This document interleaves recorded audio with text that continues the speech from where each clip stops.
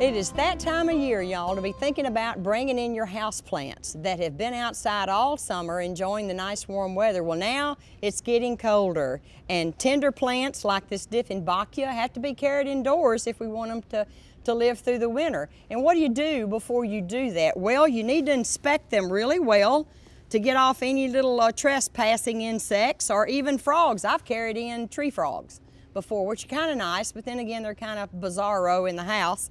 And you also need to probably clean your pot, get all the algae off, and you need to tip it over. And a lot of times you'll have slugs and pill bugs and other little undesirable critters that will be coming in with the pot. So I'd clean my pot up real good, inspect it to make sure there's no insects or anything like that, and make sure you don't have fire ants, because I have actually brought in fire ants and just didn't know it. So you need to make sure that you inspect the pot for that and take measures to prevent bringing those in.